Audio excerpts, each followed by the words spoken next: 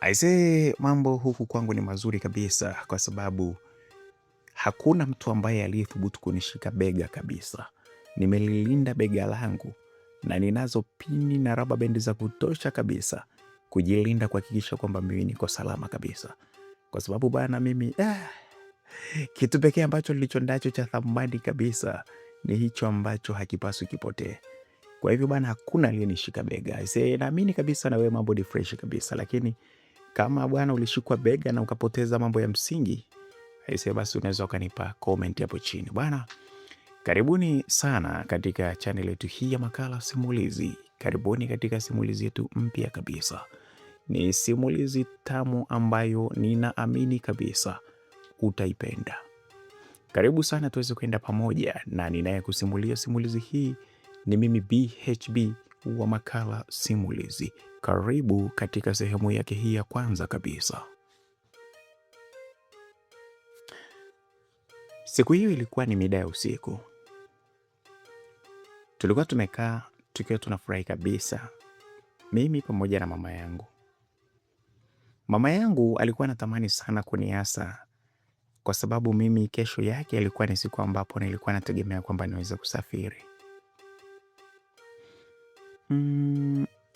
Sasa nisikilize Anes. Hakikisha kwamba huko unapoenda unakuwa mwadilifu, mwaminifu sana katika kazi.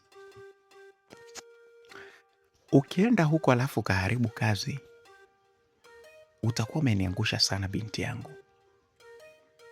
Kumbuka kwamba wewe ndio ninayekutegemea kwa sasa hivi. Ukienda huko ukafanya ya kufanya, ukarudi tena hapa nyumbani, tutaishia tu kuchoma bagia hapa na sambusa za shilingi 100 upeleke ukauzie watoto shuleni. Na unaona kipato chetu hapa jinsi kilivyo. Si unamkumbuka yeye Vune, mtoto wa shangazi yako wa kule Mwibara? Ndiyo, namkumbuka. Na yeye alipata kazi, tena sehemu nzuri. Yeye alikuwa anafanya kazi kule kwa Waarabu, unakumbuka. Na pesa yake ilikuwa ni nzuri tu. Lakini tabia zake hizo za kubagua watoto wa watu, mara kuwafanyia vitu visivyoeleweka, akarudishwa kijijini. Sasa na wewe ukienda huko ukafanya mambo ambayo sivyo, ukarudishwa hapa. Jamani, beseni lako hilo hapo ni kufunga sambusa na kachori za 100 kupelekea watoto wa shule. Na kuomba sana usifanye kinyume na ninavyokuelekeza, kwa sababu nakutegemea, na wewe mwenyewe unajua nakutegemea sana Alice.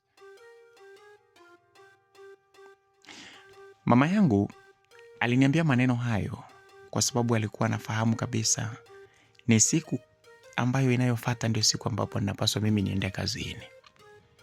Nilikuwa nimepatiwa kazi mjini ambapo nilipokuwa naenda kufanya kazi zangu za ndani. Ilikuwa sio kazi ya maana sana, lakini kidogo ilikuwa imebrandiwa kwa sababu mtu ambaye aliyekuwa ananichukua mimi kwenda kufanya kazi huko ni mtu ambaye kidogo hali yake ya kiuchumi ilikuwa ni nzuri sana. Alikuwa amebahatika kuwa na pesa nzuri tu. Lakini pia hata mshahara ambao aliokuwa ameniahidi kwamba angekuwa ananipa sio mishahara kama hii ya wadada wengine wa kazi ambao unaojua wanaopewa. Yaani nilikuwa ninapewa mshahara kama vile ile kazi nilikuwa nimesomea na pengine nina kiwango cha degree. Kwa hivyo mamangu alikuwa amefurahi sana, akiamini kabisa kwamba kupata kwangu pesa kule kungeweza kubadilisha maisha nyumbani kwetu ambayo yalikuwa sio mazuri sana. Nilimuitikia mama yangu, nikamwambia kwamba mimi nitatenda mambo ambayo yanastahili. Nilikuwa ninapelekwa kule mjini, mahali ambapo nilikuwa naenda kufanya kazi kwa bosi mmoja hivi aliyekuwa anaitwa Bell, pamoja na mkewe ambaye alikuwa anaitwa Grace. Kitu kikubwa ambacho nilichokuwa naenda kukifanya ni kukaa na mtoto hawa, lakini sio mtoto mdogo.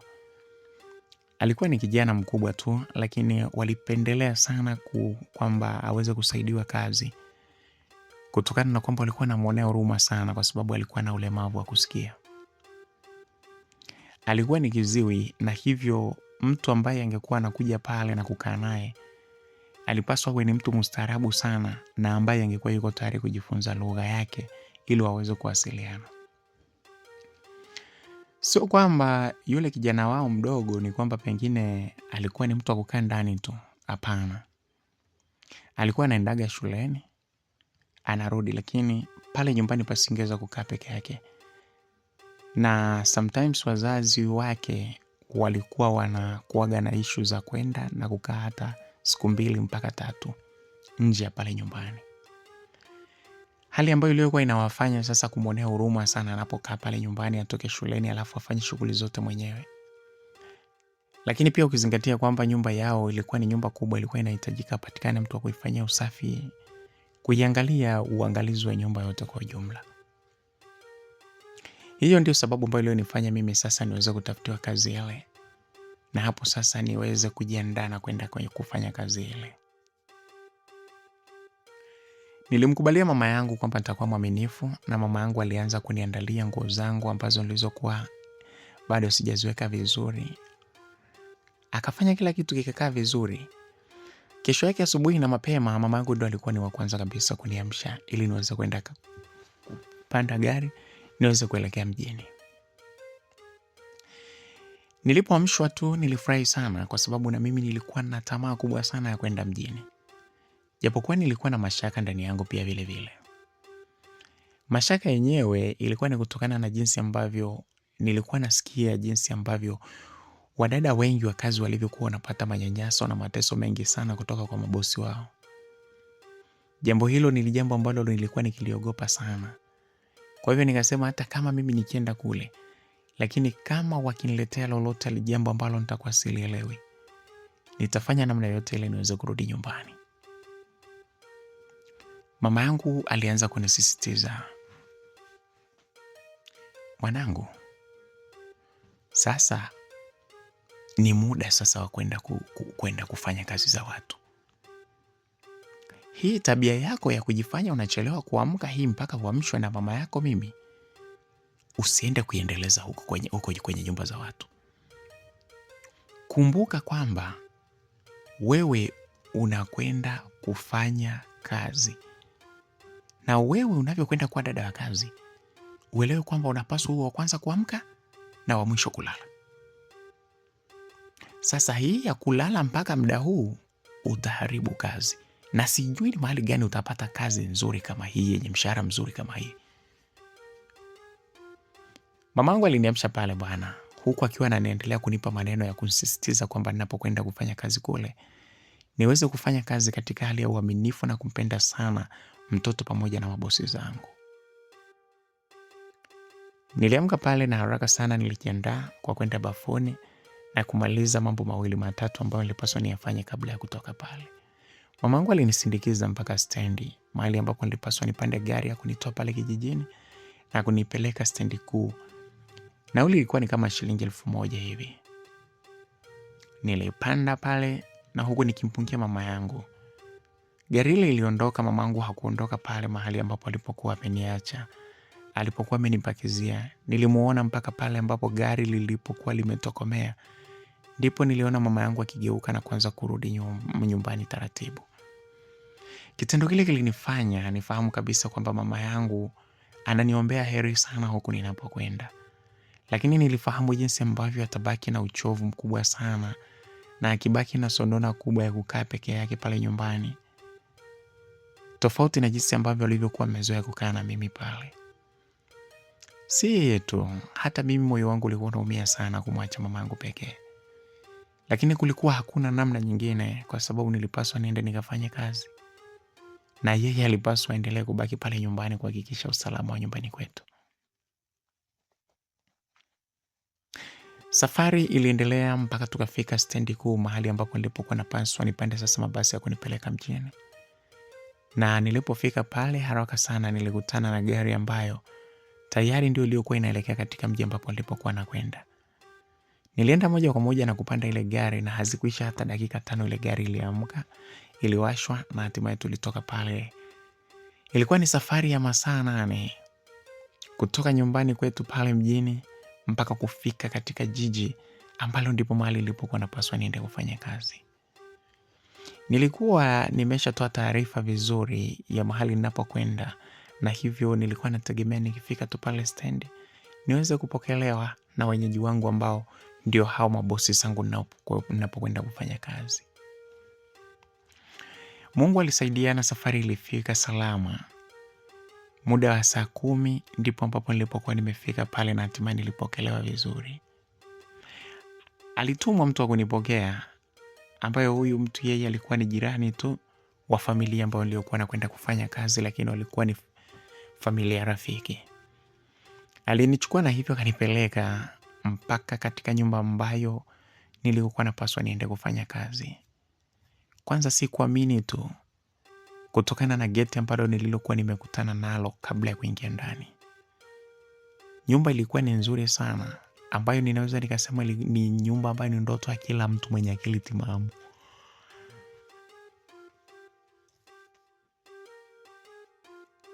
Tulifika pale na nilimsikia dada yule akianza kuongea.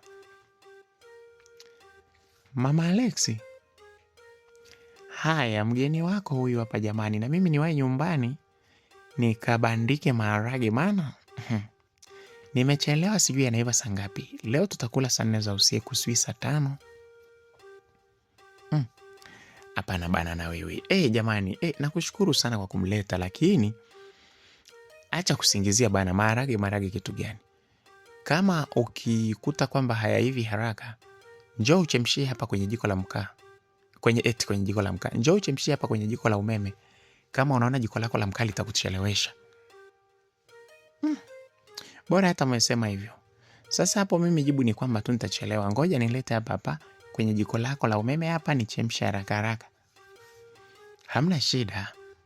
Sawa Mama Alexander, nakuja. Ngoja nikachukue basi maharage haraka. Bana wewe tu. Ngoja kwanza. Mgeni jamani. Afu unajua umeanza kuleta maongezi hapa mpaka umenifanya nimemwacha mgeni amesimama tu hata kumkaribisha kukaa. Jamani. Haya basi ngoja mimi nitoke, haya mkaribishe bana mgeni. Msikilizaji, nilipokelewa begi langu pale na hatimaye yule Mama Alexi akaniambia kwamba niweze kusogea na kuingia ndani kabisa niweze kukaa. Nilikuwa nikitazama zile siti zote pale ndani, niliona kama hakuna siti ambayo inayonifaa mimi niweze kukaa. Yaani niliona zote zina hadhi kubwa kuliko mimi. Niliona kama kusogelea sofa yoyote pale au table chair ambayo ilikuwa iko katika sebule ile kubwa sana, pengine nilikuwa ni kuchafua vitu vya watu. Mama yule aliongea mara ya pili akiniambia kwamba niweze kukaa. Bado nilikuwa nikisuasua nikiona kabisa kwamba mimi pale sistahili kukaa. Binti, kaa jamani, unabaki umesimama hivi na maana hujachoka na safari? Aliniambia mama yule, Mama Alexander. Niliamua sasa kukaa kwa sababu nilikuwa nikiona kabisa nazingua sasa. Sofa lile lilikuwa ni zuri sana. Nilipokaa nilihisi kwamba nimemaliza, lakini nilishangaa bado likiendelea kunipokea na mimi nikiendelea kudidimia. Kukaa katika sehemu ambayo ilikuwa haiumizi zaidi, lakini badala yake nilikuwa nikifurahi kwa jinsi ambavyo sofa lile lilikuwa ni nzuri, alafu lilikuwa linaendelea kunipokea huku likinifanya nidunde katika sofa lile ambalo lilikuwa linamependeza sana. Niliona kabisa kwamba maisha yangu kuanzia pale yanakwenda kubadilika. Nilifahamu ni kwa nini sasa ambapo walipokuwa wamenitajia mshahara mkubwa kiasi kile, ili hali mimi nilikuwa nikifanya kazi zangu za ndani. Nilifahamu kwamba kumbe walikuwa na maisha mazuri sana. Tuliendelea sasa kupiga story huku Mama Alexi akiwa ananitaka mimi niweze kuanza kuwa mwenyeji pale. Jamani, hapa ndio nyumbani na hapa ndipo mahali ambapo utakapokuwa unafanya kazi. Swala kubwa tu unalopaswa kulifahamu ni kwamba mimi sio mtu ninayependa kuelekeza mtu mara 2, 3, 4. Ninapenda kumweleza mtu mara moja, alafu ashike afanye kama ambavyo nilivyomwambia. Ukienda kinyume na hapo, kwa kweli mimi na wewe hatutaelewana. Nafikiri umenielewa. Nilitikisa kichwa changu huku nikitoa sauti yangu ya chini kabisa, nikiwa naashiria kwamba nimemwelewa alichokuwa amezungumza. Sawa, naamini umenielewa vizuri. Ndiyo, nimekusikia. Mama yule ambaye ni mama Alex alinieleza kwamba pia pale hakai peke yake. Sasa dada wa kazi, ninafahamu jinsi ambavyo wadada wa kazi walivyo na mambo mengi. Sasa nyinyi dada wa kazi mna mambo mengi sana. Kuna mambo ambayo ninapaswa nikuambie. Unapaswa ufahamu sana kwamba hapa nilipo mimi sikai peke yangu. Ninakaa mimi na mume wangu. Dada, lazima tu nikwambie kwa sababu wewe ni kama mdogo wangu au kama mwanangu vile vile. Ninapaswa nikwambie hivi vitu ili uweze kufahamu. Ninakaa na mume wangu, ninakaa na kijana wangu mdogo ambaye huyu ndiye aliyesababisha uje kufanya kazi hapa. Sasa kitu cha kwanza ninachokuomba ni kuhusu mume wangu. Uzuri wako usije ukakufanya wewe ukajiona kwamba unataka kuwa mama mwenye nyumba. Jiheshimu, jiheshimu, jiheshimu. Wanaume ni watu wa tamaa. Na kuomba ujiheshimu. Namna yako ya kuvaa unapokuwa hapa ndani, hakikisha muda wote unakuwa unajisitiri. Sitaki uvae mavazi ambayo yanakaa katika hali ya mitego kumtegatega mume wangu. Hilo lazima nikwambie. Msikilizaji, unajua alivyoniambia vile, kwanza mimi nikajiuliza, hivi amenionaje kwanza? Ameniona mimi kwanza ni malaya au anaona kwamba mume wake mimi lazima yani, au ameniona mimi ni mzuri kuliko yeye kwamba mume wake atanihitaji, au shida yake ni nini? Lakini nilikuwa ninazo mambo kadha wa kadha ambayo ninayofahamu kuhusiana na mabosi wa kiume, jinsi ambavyo wanavyotoka na wadada wa kazi. Nilishapata simulizi nyingi sana kuhusiana na dada wa kazi ambavyo walikuwa wanakutana muibia, hata mama yule bosi wake wa kike anamuibia mume, inafikia wakati mpaka mke mwenye nyumba yule anafukuzwa afu anaolewa mfanyakazi. Kwa hivyo nilifahamu kwamba hiyo ndio sababu ambayo inayomfanya yeye azidi kutia mashaka na kuogopa sana kuhusiana na mimi kuwepo pale. Nilimuitikia nikamwambia sawa. Akaniambia kitu kingine cha pili ambacho nacho ni muhimu ni kuhusu huyo kijana wangu. Kijana wangu ana matatizo ya kusikia. Kwa hivyo wewe tumekuita hapa ili uweze kumsaidia sana katika shughuli za hapa nyumbani. Lakini hakuna shughuli za hapa nyumbani zinazoweza kuendelea bila watu kuongea, kuwasiliana. Ulishaelezwa ni lazima ujifunze lugha yake. Hapa ni lazima. Utajifunza kwa njia ya simu hapa nyumbani. Utajifunza kupitia yeye, lakini njia yoyote unabidi ujitahidi sana, kwa sababu ndani ya mwezi mmoja unapaswa umejua lugha yake, angalau kwenye vitu vyote ambavyo ni vya muhimu. Hatutaki mtoto wetu ateseke, na ndio maana tumekuleta wewe. Na wakija hapa watakuja, utawafahamu wote, lakini nimependa nikugusia hayo mambo mawili ya muhimu. Kijana wangu lazima ujifunze lugha yake ili uweze kumhudumia vizuri. Na habari ya mume wangu, sitaki ulete utani wowote. Ndio maana tunakulipa pesa nyingi kuliko mtu yeyote pengine. Pengine nchi nzima hii wewe ndo mfanyakazi wa ndani ambao unalipwa pesa nyingi kuliko kila mtu. Sasa nidhamu yako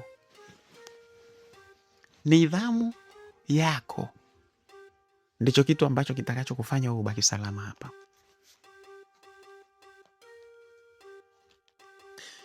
Msikilizaji, niligundua kabisa kwamba huyo mtu ni mtu ambaye yuko serious kweli na vitu ambavyo alivyokuwa anazungumza.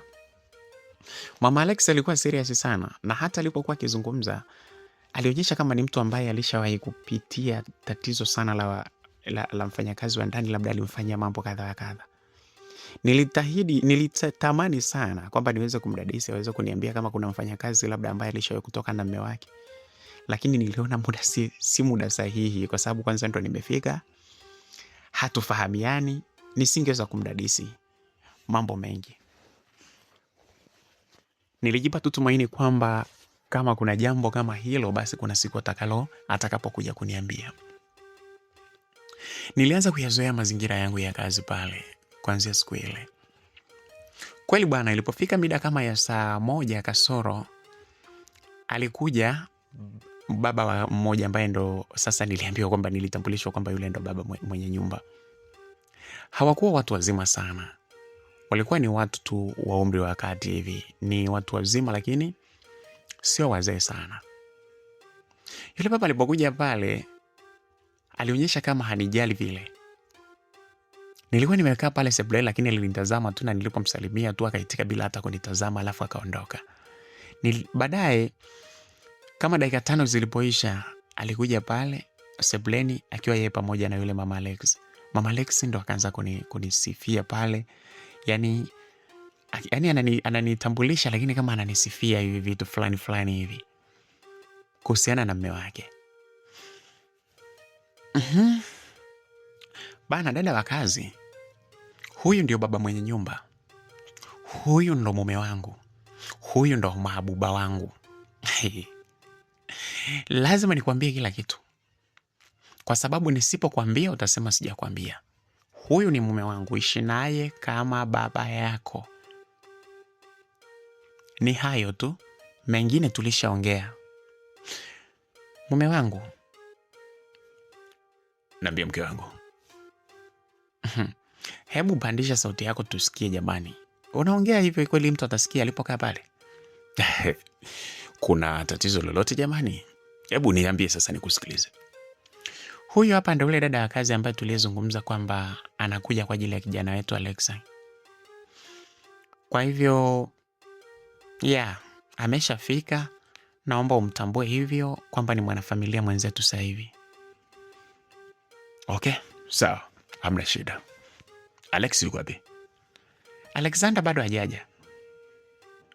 Kwani uliongea na mwalimu kwamba leo atachelewa? Walishatoka na nilishawasiliana, lakini leo gari haijamleta mpaka hapa. Dereva alisema kwamba kuna mahali ambapo Alexander mwenyewe aliomba kwamba aweze kushushiwa, afu angekuja baadaye. Kwa nini amefanya hivyo? Anapitia wapi? Hajasema, lakini baba nani, mimi sina mashaka na Alexander. Hizo tabia ndo sizitaki hizo. Tabia za kusema kwamba huna mashaka na Alexander. Anashukiaje njiani? Alafu huyu dereva kwa nini anakubali kumshusha mtu njiani? Hebu sikia bana, nikwambie. Si muda wa malumbano sana, lakini Alexander sio mtoto mdogo sasa hivi. Alexander ameshakuwa mtu mzima. Kuwa sekondari hiyo inamaanisha ni mtu mzima. Form 3 sio mtoto. Inawezekana ameshuka, kuna kitu cha maana amekiona, ameona ashukie njiani. Hapana. Ninaomba unisikilize. Kwanza huyo dereva nitabidi niongee naye, kwa sababu madereva wanapokuwa wanapewa kazi ya kupeleka watoto nyumbani hawaruhusiwi kushusha njiani. Kwa nini sasa amemshusha njiani? Yeye ameambiwa ampeleke mtoto nyumbani, anakubalije kumshushia sehemu ambapo sio sahihi, sehemu sahihi? Na wewe unapokuwa uko hapa nyumbani lazima ufuatilie hilo jambo, uhakikishe mtoto anafika nyumbani. Kwa hiyo ulimwacha tu dereva akaondoka. Yaani ameondoka tu bila kutoa maelezo ya kutosha. Baba Alexander, nimekwambia sidhani kama kuna sababu ya kugombana. Tusubiri, Alexander atakuja. Mimi ninamwamini Alexander. Kutokuwa na uwezo wa kusikia haimaanishi kwamba hana akili. Akili zake zinafanya kazi vizuri tu. Sasa sihitaji hebu tumwache mtoto kidogo naye ajisikie uhuru. Hakuna hata siku moja ambapo Alexander ameshitakiwa kwa kosa lolote hapa nyumbani, kwamba amefanya kosa lolote huko. Sasa kwa nini tuanze kumshikia kama tunakuwa tumemfunga kila wakati? Yule ni mwanaume, ni mtu mzima, lazima naye ajisikie raha. Wewe ukiwa na umri ule ulikuwa unapenda kusimamiwa hivi kila kitu mpaka ukishuka. Jamani, hebu sio kanizuia mimi kupata wakwe bwana. Hebu mwache mtoto bwana. Yaani mama Alexander, mnazungumza hivi. Yaani nyinyi ndio maana siku zote watu wanasema watu wa kike ndio wanaoharibu watoto. Mtoto hajafika nyumbani mpaka sasa hivi. Jua hili hapa linazama. Limekwisha kuzama jua. Alafu bado unazungumza habari ya kwamba eti sijui nini. Mimi naomba hiyo tabia sijirudie tena. Baba nani? Baba Alexander, mimi hapana. Wewe swala hapo ni kwamba tumwangalie mtoto, kwamba tumuulize anaenda wapi, tufuatilie, tujue utulivu. Kama ni sehemu salama, hatuna sababu ya kujua kila kitu. Jamani, ina maana hata kama ameenda kupiga story na watoto wa kike mpaka jamani, kila kitu tujue. La msingi ni asifanye uhalifu. Lakini yeye ni mtu, anapaswa afurahi na wenzake. Okay, anyway. Mama Alexander, hebu naomba mimi niende chumbani kwanza. Msikilizaji, nilivyokuwa nikiwatazama walikuwa wanaonyesha ni watu ambao wanapendana. Lakini nilishangaa kama kumetokea malumbano. Lakini jambo lenyewe ambalo lilokuwa wanalilumbania ni jambo ambalo ni kama serious. Kila mmoja aliyekuwa akitoa hoja zake nilimwona kama yuko sahihi. Mama Alexander alionyesha kwamba anahitaji kijana wake na yeye awe kijana kama vijana wengine, awe na ule uhuru wake. Lakini wakati huo huo Baba Alexander yeye alikuwa anahitaji kumchunga mtoto wake, kwa sababu anataka ajue ni wapi alipo na nini anafanya wakati wote. Lakini Mama Alexander alikuwa anaona kama ni kumbania mtoto na kumfanyia vitu ambavyo visivyostahili. Jamani, nilianza kupata uelewa pale kwamba ile familia ni familia ya namna gani. Ni familia ambayo ilikuwa inahitaji watu walionyooka sana. Lakini pia niliona upande mwingine familia ambayo inapenda kumpa mtu uhuru wake. Ni jambo ambalo nililolinoti dakika zile. Tamanio langu kubwa nilikuwa nikitamani kumuona huyo kijana ambaye yeye sasa ni kiziwi. Ninahitaji niweze kumuona, nifahamu yukoje. Lakini nilikuwa pia na mashaka ndani yangu. Nilikuwa nikijiuliza, hivi nitaweza kweli kujifunza hiyo lugha ya viziwi kweli? Lugha ya viziwi kweli nitaweza kujifunza kweli? Mtu ambaye hasikii. Na kwa sababu hajawahi kusikia tokea azaliwe, basi hapo ilikuwa vile vile ni kwamba alikuwa hana uwezo wa kuongea. Nilifahamu hilo. Nilikuwa na tamanio la kumfahamu, niweze kumuona jinsi alivyo. Lakini vile vile nilikuwa na hofu ndani yangu, nikijiuliza kwamba hivi kweli nitaweza kuongea ile lugha. Mshahara wangu ulikuwa ni mzuri. Nilikuwa sitamani kabisa kwamba niweze kupoteza ile kazi. Kwa hivyo nilitamani sana kumjua huyo kijana na kujifunza lugha yake mpaka niweze, ili mradi tu nisije nikapoteza kazi yangu pale. Baba Alexander alitoka na kuingia chumbani, lakini sisi tukawa tumebaki pale sebuleni. Mama Alexander alikuwa ametulia pale huku akiwa ananitazama. Nilijiuliza kwa nini anatazama kwa makini sana. Zilisha kama dakika 5 hivi akiwa hajazungumza kitu. Baada ya hapo akanyanyua mdomo wake na kuanza kuongea. Anes, mwanangu, utazoea. Haya ndio maisha yetu hapa nyumbani.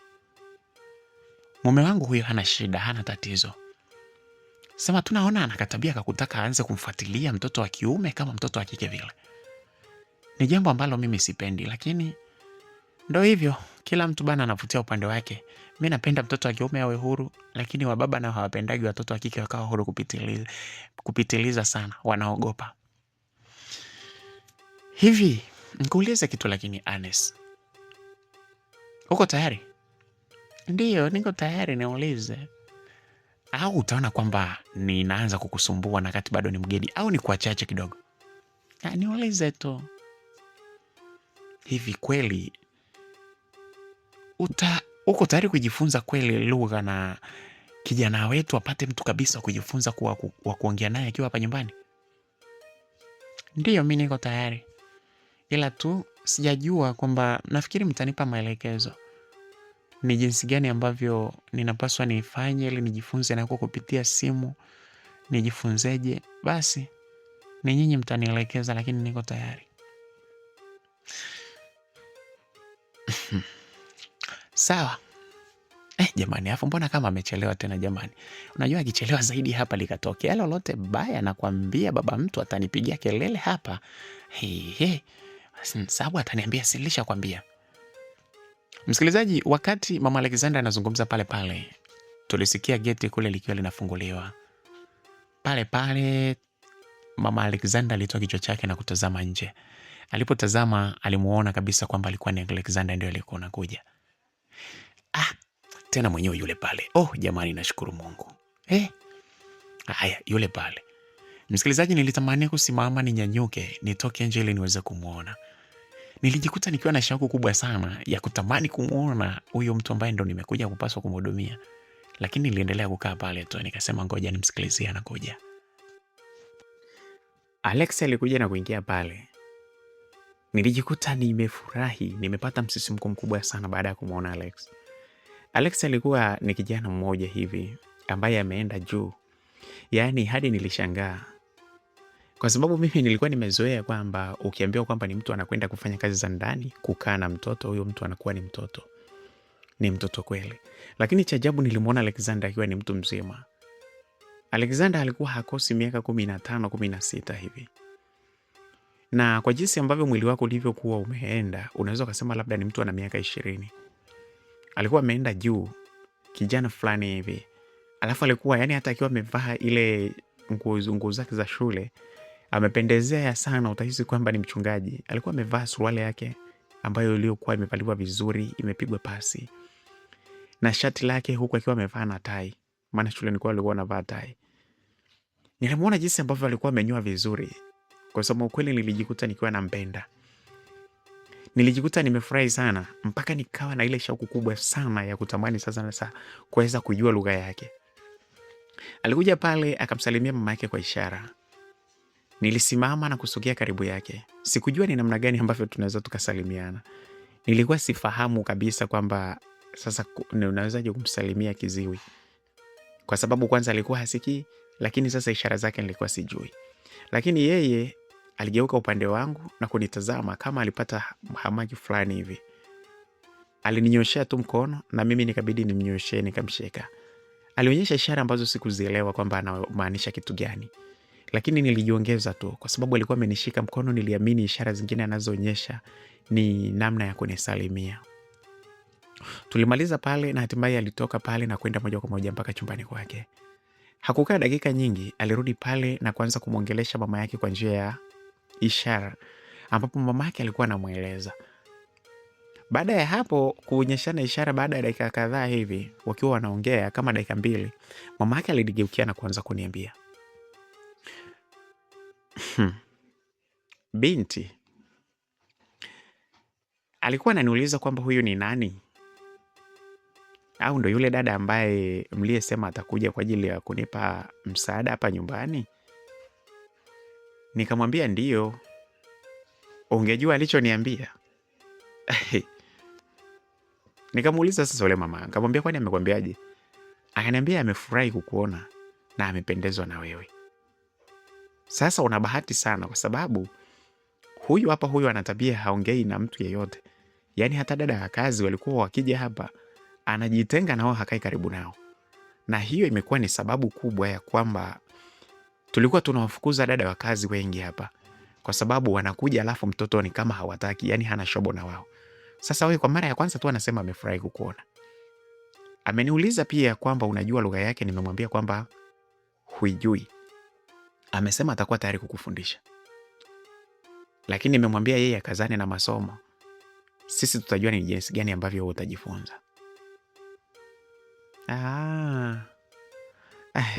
Sawa. Kwa hivyo umepata bahati. Ukitumia vizuri hiyo bahati yako, unaweza ukadumu hapa kwa kipindi kirefu sana. Na mshahara wako unaopata huo si haba, unaweza ukatoka hapa ukiwa umefanya kitu chako kizuri cha maana sana. Kwa hivyo ni wewe sasa. Mambo mawili niliyokuambia ndio yatakufanya uendelee kuwepo hapa. Pamoja na kujitahidi kujifunza. Mtoto akae salama. Lakini pia jambo lingine ni kuhusu, nisirudie tena, unaelewa hayo ni mambo yetu sisi watu wa kike. Nilikuambia hamna shida. Msikilizaji, kwanza niliona kama nimepata bahati sana kwa kweli. Kwa sababu yule ambaye anaitwa mtoto ni mtu ambaye nimemuona na nimempenda. Alafu hapo naambiwa na yeye kwamba amefurahi na amenipenda, yani kwa mara ya kwanza kabisa aliponiona. Nilifurahi, lakini hofu yangu bado ilikuwa iko kwenye uwezo wa lugha ya kuongea na yule kaka. Nilikuwa nikiwaza sana, jamani. Nikasema sasa huyu nimempenda. Lakini sasa sitakuwa na uwezo hata kupigana story because I don't know his language. Nitafanyaje? Lakini kwa sababu nimeambiwa kwamba nitajifunza na nitapewa nyenzo za kujifunzia kama vile simu na program mbalimbali za kujifunzia lugha ya viziwi, nitajitahidi mpaka niweze kuongea naye. Basi bwana, kuanzia pale sasa ilikuwa ndo mida ile ambapo mimi sasa napaswa nianze kazi zangu rasmi. Mama siku ile alisema kwamba anapika mwenyewe, lakini aliniambia ni lazima niwe naye jikoni. Nilitoka pale tukaenda naye mpaka jikoni, tukaanza kuandaa vyakula mbalimbali ambavyo vilikuwa ni kwa ajili ya chakula cha jioni siku ile. Tuliandaa pale, tukamaliza huku tukiwa tunapiga story nyingi sana. Tulipomaliza tukapeleka vyakula sasa sebuleni pale ili tuweze kusevu na watu waweze kula. Wakati nimefika pale tu, nikashangaa wakati naanza kusevu nilisikia mtu ambaye ananigusa huku nyuma kwenye bega. Nilipogeuka nilimwona Alexander ndo alikuwa ananigusa. Japokuwa alikuwa hawezi kuzungumza, lakini uso wake ulikuwa umejawa na hali fulani hivi ya tabasamu lililokuwa linaonyesha kwamba anafurahia kuniona. Nilimtazama bila kujua nimwambieje. Sasa wakati huo mama yeye alikuwa bado hajaja, kwa sababu alikuwa amekwenda chumbani ili kuweza kumuita baba aweze kuja pale sebuleni. Kwa hiyo pale sebuleni nilikajikuta niko mimi pamoja na Alexander pekee. Alexander alinitazama huku nikiwa na mimi namtazama. Nilishindwa kukaza jicho langu na kuendelea kumtazama machoni kutokana na jinsi alivyokuwa amenitazama. Badala yake niligeuza jicho langu pembeni, nikiangalia pembeni ili tusitazamane macho kwa macho. Walai huwezi amini, mimi ni mkubwa kwa Alexander, tena ni mkubwa sana. Lakini Alexander alinitazama mpaka mimi nikaona aibu. Alexander alianza kuniongelesha kwa lugha ya ishara ambayo mimi nilikuwa sielewi. Alikuwa anapeleka mikono yake, mara anaipeleka kwenye moyo, mara anaipeleka hewani, mara anachezesha huku na kule. Mimi nilikuwa nikitikisa kichwa tu, nikimwonyesha kwamba sijui anachozungumza. Baadaye Alexander aligundua tu kwamba alikumbuka kwamba mimi sifahamu ile lugha yake. Alitoka na kwenda kukaa pale kwenye sofa pale huku akiwa amenitazama. Nilienda kusevu vya chakula pale, na baada ya hapo kama dakika moja hivi baba pamoja na mama walikuja pale. Walipofika pale sebuleni kidogo, baba yeye hakukaa pale sebuleni, lakini alitoka nje. Aliporudi hakubaki pale sebuleni, alienda moja kwa moja mpaka chumbani. Mama ndipo akaniambia, jamani, Anes, samahanini tuache sisi hapa. Inabidi sisi tunaenda kulia kule chumbani. Mama, kwa hiyo nikuletee? We, umeanza kusahau vitu nilivyokuambia. Alipoongea vile nilikumbuka kwamba aliniambia kwamba nisilete mazoea na mume wake, na mimi nilikuwa nataka nipeleke chakula kule chumbani. Leta nibebe mwenyewe. Wewe mipaka yako nilikueleza. Usitake kuanza kujitoa ufahamu, Anes. Sawa mama, nimekuelewa.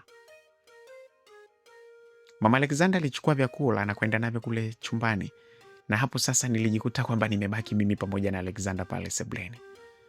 Jamani, bora hata angekuwa anaongea, ningejaribu hata kumpigisha story kadha wa kadha. Lakini sasa ni kwamba hawezi kuongea na hasikii. Lugha iliyokuwa inatumika pale ni lugha ya vitendo tu. Tulianza kula huko, mimi nikijikuta naona kabisa aibu.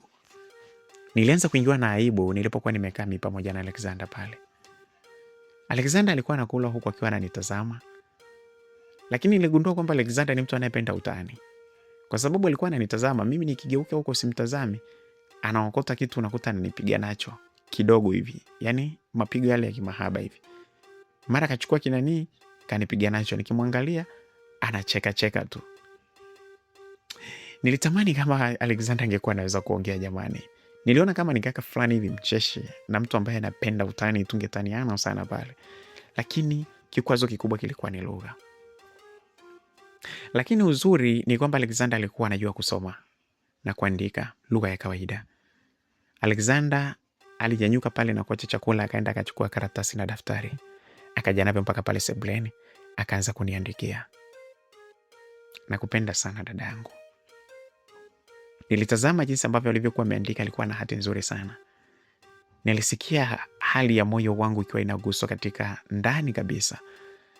Nikisikia kwamba ninapendwa na Alexander. mtu ambaye hata mimi nilipomtazama kwa mara ya kwanza nilijikuta nampenda. Nilimjibu pale chini kwa maandishi nikamwambia nakupenda pia. Na kuahidi kwamba nitakuwa mwaminifu katika kukusaidia kazi hapa nyumbani mpaka siku ambapo nitakapokuwa nimeondoka hapa. Alexander alichukua kalamu na karatasi na ile daftari tena akaniandikia, akaniambia, sitotamani uweze kuondoka hapa nyumbani. Nataka tuweze kukaa hapa siku zote. Nilichukua ile daftari na mimi nikaandika. Nikaambia ipo siku tu nitaondoka, siwezi kukaa hapa siku zote. Akachukua akaniandikia, akaniambia, nitajitahidi mpaka usiondoke, tukae wote siku zote. Alinikabidhi ile daftari, nikaangalia yale maandishi aliyoandika. Wakati huo alikuwa anasindikiza na tabasamu kubwa sana alilokuwa ananitazama na kunipa tabasamu ambalo mimi mwenyewe lilinivutia sana. Nilianza kuhisi kwamba pengine Alexander ameanza kuingia katika kuwaza habari za mapenzi, kitu ambacho mimi nilikuwa siko tayari nacho kabisa. Nilimwambia Alexander, ni mambo ya muda mrefu hayo, lakini mimi natamani kuijua lugha yako. Alitazama ile daftari nilichokuwa nimemwandikia na yeye akanijibu pale, akaniambia, takufundisha mpaka ujue. Nilifurahi sana. Nilionyesha sasa, nikawaza nicheke au nifanyeje? Kwa maandishi nimfanyeje? Nilijikuta sasa akili yangu ikiniambia kwamba nikaandika nimefurahi, alafu nikachora haraka pale kopa fulani hivi nililokuwa nimelichora kwa haraka pale. Alitazama, ni dhahiri kabisa kwamba Alexander alifurahi kuona ishara ile ya kopa ndio kwa nimeichora pale. Nia na madhumuni yangu ilikuwa ni kumwambia kwamba nimependa alichoniambia na nimefurahishwa kwamba atanifundisha lugha. Lakini ni kama Alexander yeye alitafsiri tofauti baada ya kuona lile kopa nililokuwa nimelichora pale. Alinitazama, hatimaye hakuandika kitu chochote. Alishika tu mkono wake ule, akapeleka kiganja chake mpaka mdomoni, akaonyesha ishara ya kunipiga busu hivi. Niliona kama ni maajabu mengine haya. Pale hisia zangu zilianza kunieleza kwamba Alexander ameingiwa katika tamaa za mwili. Nilijithatiti kwamba lazima nifanye namna ambapo nitamkwepa Alexander, tusije tukajikuta tunaingia katika mahusiano ya mapenzi. Nilikuwa nikifahamu kabisa kwamba kuweza kuingia katika mahusiano ya mapenzi mimi pamoja na Alexander itaniletea shida tu na hatimaye ninaweza nikapoteza kazi pale. Nilijua kabisa baba yake na mama yake wasingependa kabisa Alexander awe kwenye mahusiano na mimi, mtoto ambaye ninatoka familia ya kimasikini kabisa, na ni dhahiri wao walikuwa wanamwandaa mtoto wao aweze kuja kupata mtu wa hadhi ya juu kabisa, na ndio maana walikuwa wanamsomesha shule za gharama huku wakiwa wanahitaji aweze kupata raha zote huko duniani. Nilijua kama tu nitakutwa kwamba nimejiingiza kwenye mahusiano ya mapenzi, na hasa ukizingatia kwamba mimi ni mkubwa kwake, ni dhahiri ilikuwa ndio mwisho kabisa kuendelea kufanya kazi pale, kitu ambacho mimi nilikuwa sihitaji kabisa niweze kufukuzwa kazi pale. Tulikula pale tukamaliza. Hapakuwa na maongezi mengine pale zaidi ya kula na kumaliza, huku nikiwa na umakini mkubwa sana, nikiwa nasikiliza kwamba nitasikia pengine mwito kutoka kule kwa mama au nitaambiwa kitu chochote kile hata kwa njia ya simu ili niweze kutekeleza. Tulimaliza sasa kula pale na nilichukua vile vyombo na kwenda navyo katika sehemu ambapo kwenye karo la kuoshea vyombo. Nilipofika pale nikaanza kuviosha huku nikiwa nasubiri mama watakapomaliza kule, wakitoa vyombo huku sebuleni navyo nivichukue nianze kuvisafisha. Wakati ninaendelea kusafisha vyombo, Alexander alikuwa ametulia pale sebuleni huku akiwa anaendelea kuwatch TV. Alikaa kama dakika ngapi pale. Mama alitoa vyombo na kuanza kuvileta mpaka pale sebuleni. Alexander alivichukua na kuvileta kule mahali ambapo nilipokuwa naosha vyombo. Ilikuwa ni sehemu ya nje ambapo kulikuwa na karo la kuoshea vyombo. Wakati naosha vyombo pale, alipokuja pale Alexander aliviweka vile vyombo pale, na baada ya hapo akachukua dodoki la kuoshea vyombo na yeye lingine akaanza kunisaidia. Nilitamani kumwambia kwamba aweze kuacha, kwamba ile kazi nitaendelea kuifanya, kwa sababu pia nilikuwa nikiogopa kwamba kama nikiendelea kufanya vile alafu Alexander awepo pale awe anaosha vyombo, wazazi wake watakapotoka na kuona vile, wangeanza kunigombeza. Na ingekuwa nimeanza kujenga mazingira ya hatari sana ya mimi kukosa kazi. Lakini nilikuwa sijui lugha ya kumwambia. Nilitamani sasa ile daftari ingekuwepo pale niweze kumwandikia ili nimwambie kwamba aweze kuacha kwa sababu mimi nitafanya. Lakini daftari muda ule isingeweza kuwepo kule kwenye karo la kuoshea vyombo. Nilimtazama na kumshika mkono. Niliutikisa mkono wake nikiwa namaanisha kwamba aweze kuacha kabisa kufanya vile. Alinitazama katika hali ya mshangao. Nilimwonyesha sasa kwa lugha ya ishara mkono ambao niliokuwa nimeupitisha mbele ya uso wake nikimwonyesha aache. Kama nampungia hivi lakini kuonyesha msisitizo kwamba aweze kuacha. Naamini kwamba Alexander alilielewa, japokuwa sijui kama ndilicho kitu ambacho kwenye lugha ya viziwi walikuwa naielewa moja kwa moja maana yake. Lakini Alexander alielewa kwa sababu nilikuwa pia nimemshika mkono ili asiendelee kuosha vyombo huku mkono mmoja ukimuonyesha, ukiwa unampungia kama ishara ya kuonyesha kwamba aache kabisa kufanya hivyo. Alinitazama, akaonyesha ishara zingine lakini nilikuwa sielewi. Nilisisitiza kumwambia kwamba aweze kuacha kufanya ile kazi. Baada ya kuona kwamba nimefanya vile kwa muda mrefu na hatuelewani, Alexander aliamua kuondoka pale, lakini alionyesha kuwa na hali ya kutokufurahishwa na kitendo nilichomwambia. Alitoka pale na kurudi zake ndani. Mwenye pale ngasema, jamani, hii kazi ngumu. Mpaka nije kujua hii lugha kuongea na huyu mtu, unajua ni kazi. Sasa pale sijui amenuna. Sasa amenunia nini? Vipi mamake kama akitoka akamkuta kwamba mwanae amenuna? Si hatari hiyo? Lakini sasa ningefanyaje? Na wakati kama wangenikuta pia niko hapa na ushanae vyombo, ingekuwa ni hatari. Potelea mbali. Mungu saidia tu. Wenda ulenileta hapa. Naomba usaidie mimi niweze kufanya kazi hapa mpaka pale ambapo nitakaporidhia kutoka mwenyewe. Naomba si nikafukuzwa kwa visa vya ajabu ajabu kama hivi, Mungu wangu. Basi tu. Msikilizaji, niliendelea kuosha vyombo pale. Nikaviosha vyombo, nikamaliza, nikaviweka vizuri mahali ambapo vilipokuwa vinapaswa vikauke kabla ya kuvipeleka na kuviweka kwenye kabati la vyombo. Nilianza kufanya usafi pale ndani kwa sababu nilitaka ikifika asubuhi niwe nimepunguza kazi nyingi. Nilifanya usafi maeneo mbalimbali na hatimaye ulifikia muda wa kwenda kulala. Nilienda kufungua katika chumba ambacho nilichokuwa nimeonyeshwa kwamba ndio chumba changu cha kulala. Nikaingia ndani.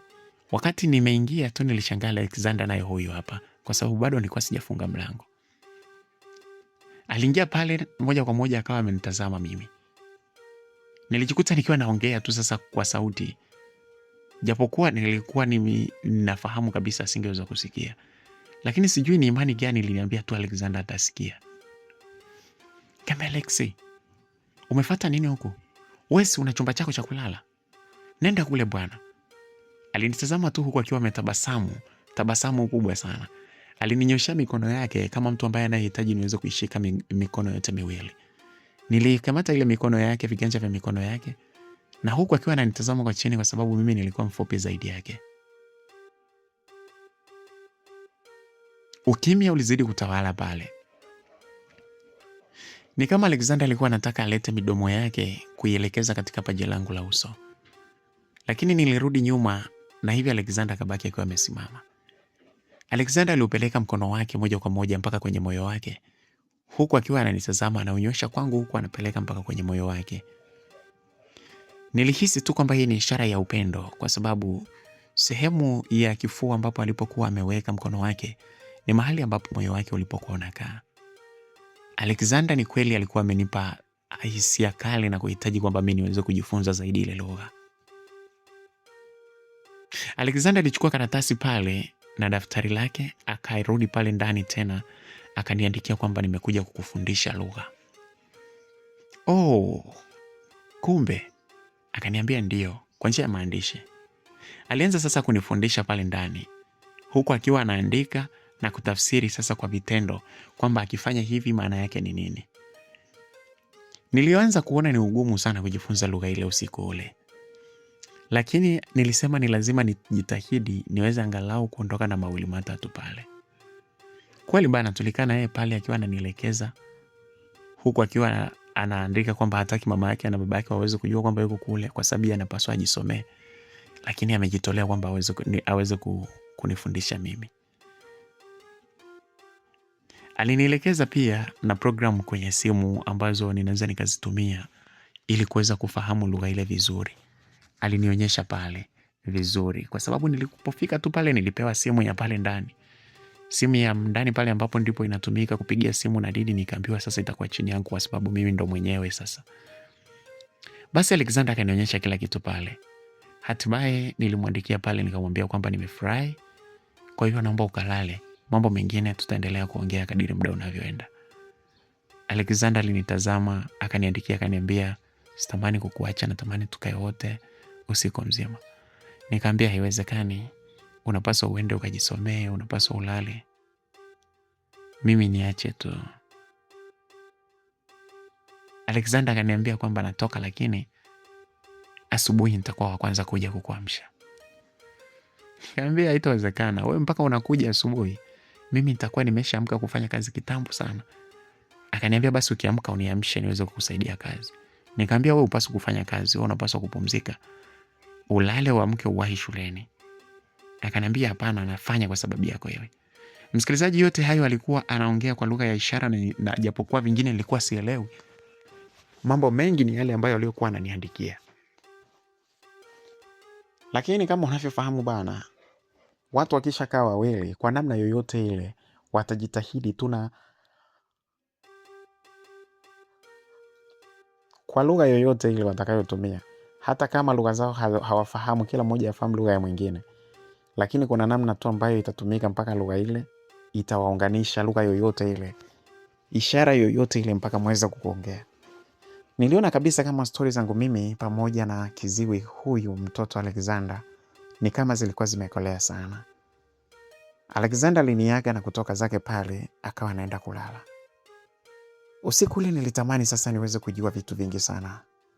Kuna vitu ambavyo nilikuwa nikijifunza, nilikuwa naona ni vitu ambavyo havitokei. Alafu ni vitu vigumu mno.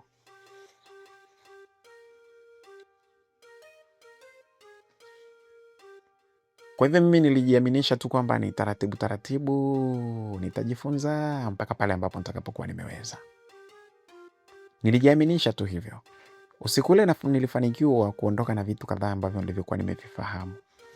Misamiati kadhaa, kwa maana ya matendo kadhaa ambayo yaliyokuwa yanatumiwa na viziwi, nilikuwa nimeyashika. Nikasema hapa angalau kesho naweza kuendelea. Basi bana, nilipomaliza pale mimi nilipanda kitandani na kulala.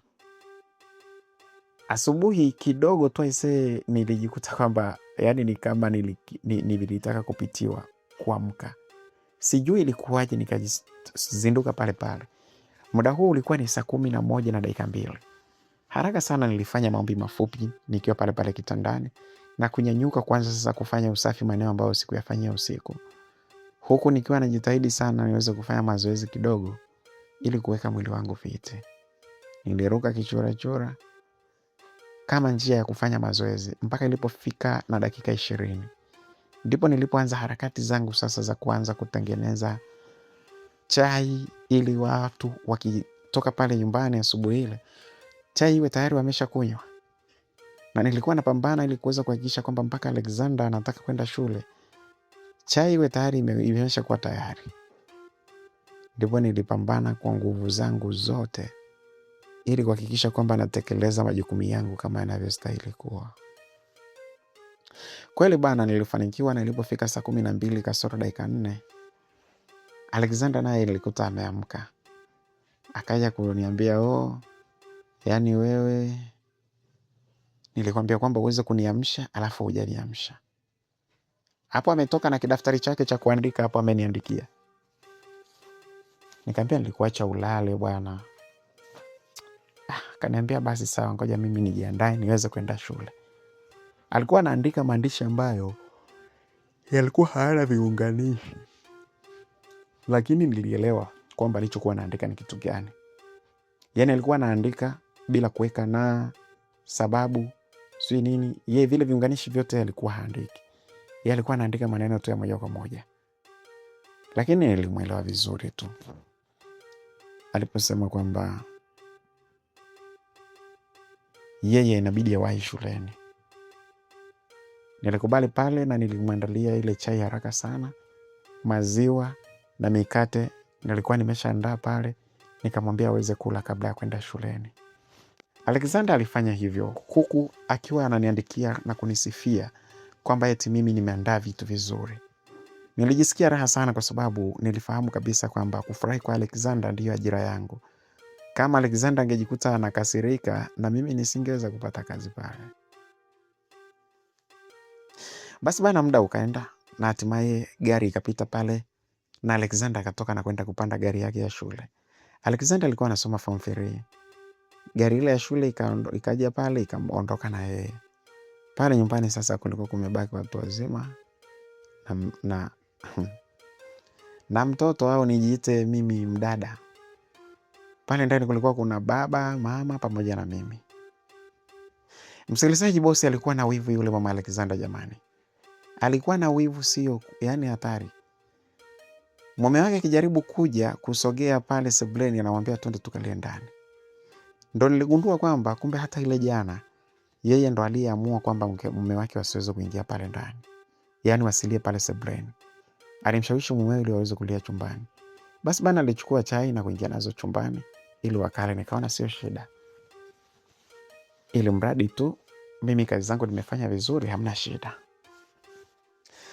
Nilimaliza kazi zangu mapema zile za asubuhi huku nikiwa najiandaa sasa masuala mazima ya kusoma. Nilijifunza sana misamiati mingi ya lugha ile ya viziwi. Nikawa najifunza na muda huo sasa wazazi wote walikuwa wametoka pale nyumbani. Nilikuwa nimebaki peke yangu. Siku hiyo Alexander hakuchelewa, alikuja moja kwa moja baada ya kutoka shuleni akaja mpaka pale nyumbani.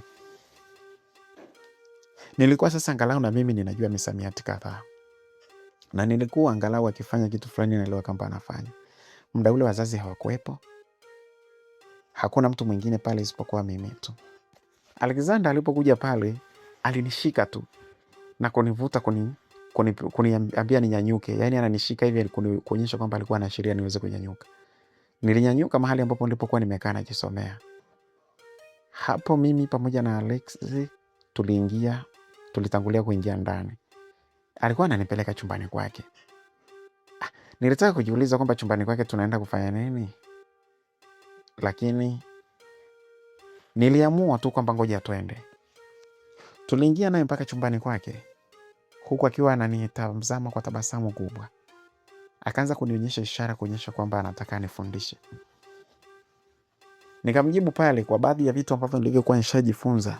Nikamwambia twende akanifundishie nje kule sebuleni. Akaniambia hapana, anahitaji kuwa na mimi tukiwa wawili tu.